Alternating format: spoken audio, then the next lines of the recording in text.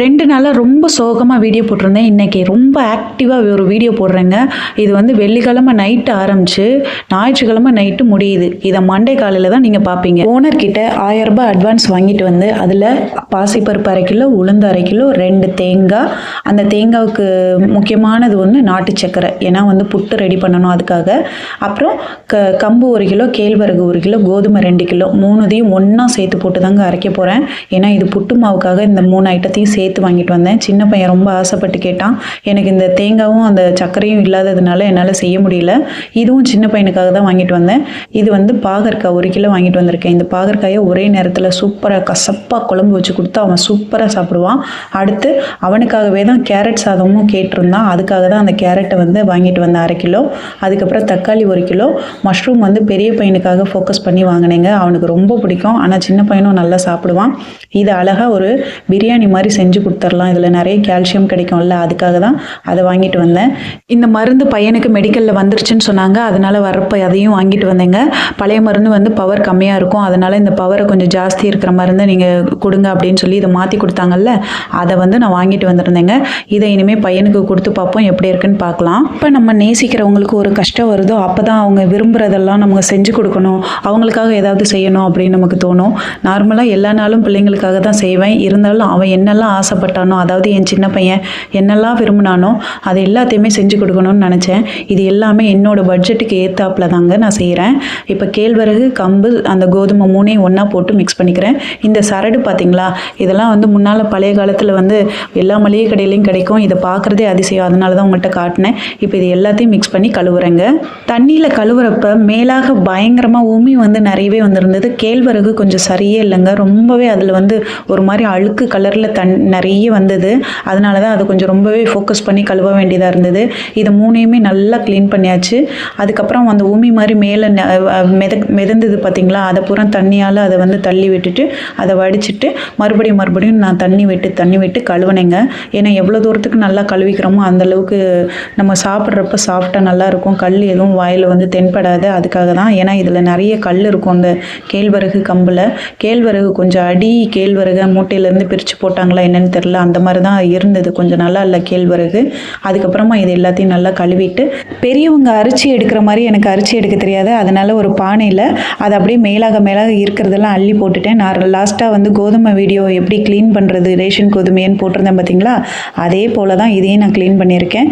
இப்போ ஃபஸ்ட் ரவுண்டை வந்து போட்டு ஒரு துணியில் வந்து அதை அங்கே ஹாலில் வந்து போட்டுட்டு வந்துட்டேன். 2வது ரவுண்டையும் வடிகட்டி இதையும் ஹாலில் வந்து துணியில் போட்டிருந்தேன் பார்த்திங்களா, அதிலோட சேர்த்து நல்லா இதை பரப்பி விட்டுட்டேங்க.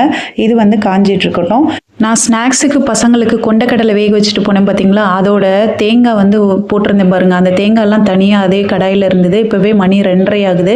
இப்போ கிரைண்டரில் இந்த மாவை மட்டும் ஆட்டி வைக்கணும்னு இருக்கேன்.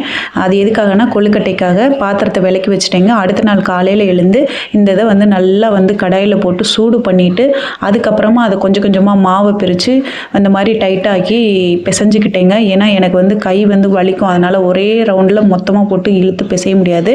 அதோட சாதத்தை வந்து வச்சு அதையும் வடிச்சிட்டேங்க.